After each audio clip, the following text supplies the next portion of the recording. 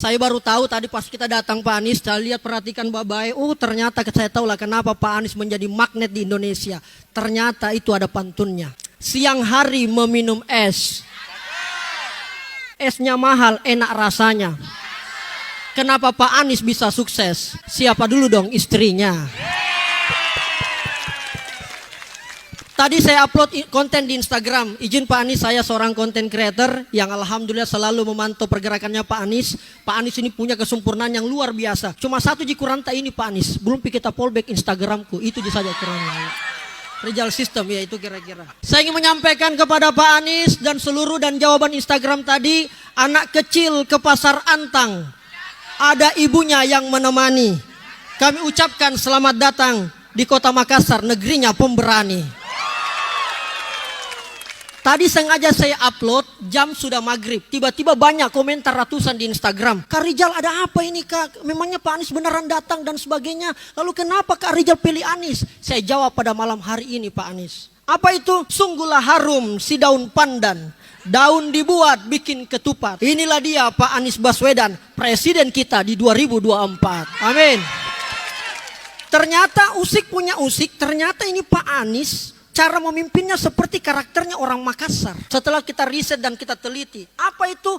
Ada karakternya orang Makassar itu kalau memimpin punya prinsip. Namanya adalah parentai tawari erona. Nasaba sirina tumak butaya nia kiri pemerintaya. Artinya apa Pak Anies? Pesannya ini orang Makassar kepada Pak Anies kalau jadi presiden. Perintahlah atau memerintah sesuai dengan keinginan masyarakat. Jangan hanya maunya pemerintah terus mau diikuti.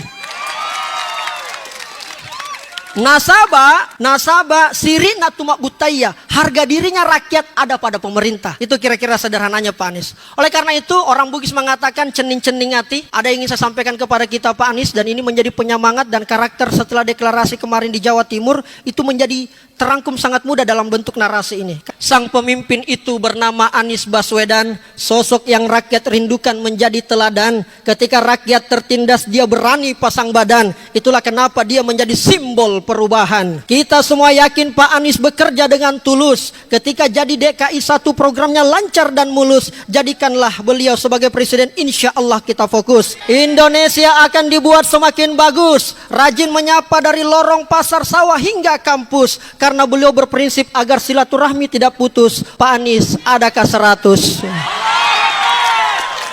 100 mau kodong iya. Bensinnya anak-anak gak tahu. Adakah 100 ya. Pak Anies izin saya mengkritik dikit Pak Anies, saya boleh lah ya. Ini keresahan pribadi, jangan diambil hati tapi insya Allah tetap menguatkan.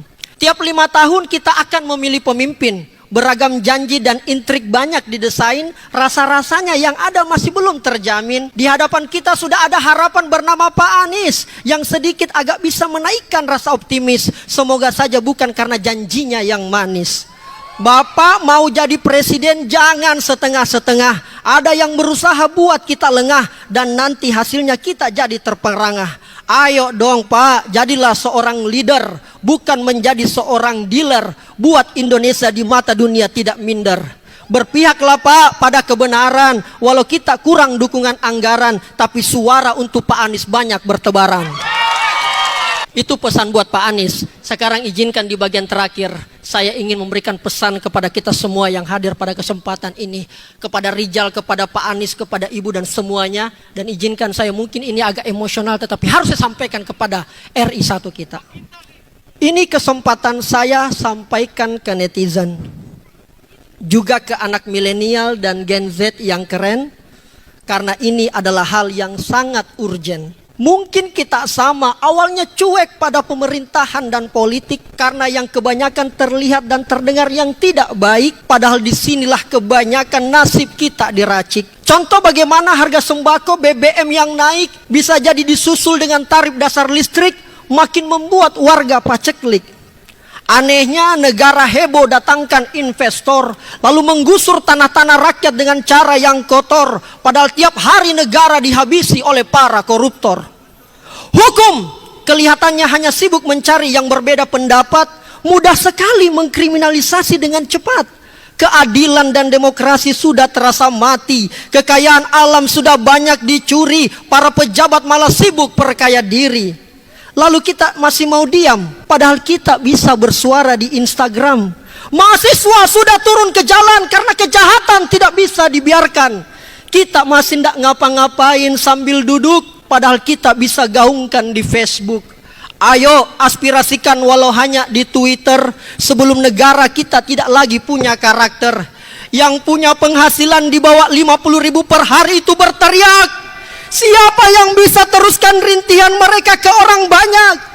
Kita mungkin hidupnya masih enak, bisa jalan dan healing tanpa terisak.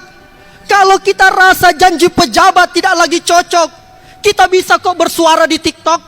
Ini bukan soal membenci dan caci maki, ini soal cinta yang tulus ke Ibu Pertiwi. Sekarang Allah sudah tunjukkan pemimpin yang bisa tangani itu.